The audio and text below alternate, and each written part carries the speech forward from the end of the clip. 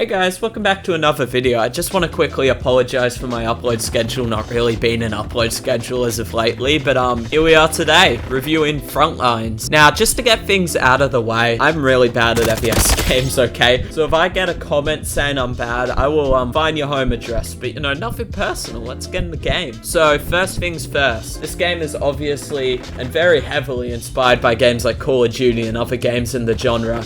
From the way the mechanics work, the gameplay loop, and even down to the kill cams. You know, to be completely honest, this game isn't new by any means, and when you take away the fancy graphics, it's a pretty simple game once you get down to it. But the few things this game does do, it gets them right. First of all, the weapons. You have the main gun, which is pretty good, another gun, which is pretty bad, but it's for the in-the-pinch situations, as well as a knife you can throw and a grenade you can chuck at your disposal. You can also play with all these weapons across 3 different modes. Spoiler alert, there is no Battle Royale mode, but there is Team Deathmatch, in which each team has to kill the most players on the opposing side. Then you have King of the Hill, which you have to keep guarding checkpoints that move every time the other team takes over them, and whoever stays in control the longest wins. And then, for all the big men out there, we got Domination, where you need to maintain and guard 3 separate checkpoints at the same time, and whoever maintains these checkpoints the most gets the most points. And with all these game modes, at the end both teams get a score being shown about who got the most points and the most kills. And I gotta say, these game modes are a lot of fun, and the pressure is just amplified with the message that's always above you telling you if you're winning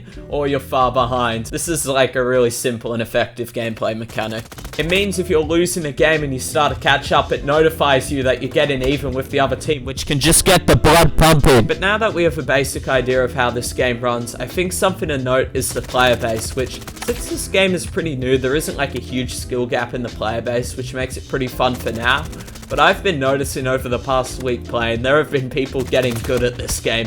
Whether it's because it's attracting people who actually play FPS games elsewhere, or if the player base is really that dedicated. Like seriously, it seems like people have gotten really good at this game quickly, as when I started playing, I sort of cleaned out the whole servers, but now I'm struggling to keep up with people who are probably playing in South Sudan on an Android off a 3G network. But an important thing I should talk about with this game, with it being more graphically intense than most Roblox games, could you run it? Now hear me out, I'm no computer expert, but I think that this game is decently optimized, which for reference, all this video footage is pretty much on max settings. I reckon playing this game at a high refresh rate on high settings would work on any like modern, lower end, mid-range desktop with a dedicated graphics card. And if you don't have this and you're playing on like a Windows laptop made in the past 5 years, you can likely run this game on lower settings. And with a phone, yikes. As much as I don't recommend playing this game on a phone, but if it's your only device to play on and you really want to try it, you really need to crank those settings down if you don't have like the latest thing. But with that out of the way, let's talk about the visuals. And for a Roblox game, they are stunning, with tons of shading, lighting effects, and many textures and small features and animations that just make this game come to life. It's just another great example of how diverse of a platform Roblox really is for game creation, and how a game like this could influence a whole new wave of developers who are just discovering this kind of stuff is possible. In other words, it's crazy that this game is on the same platform as freaking Meep City.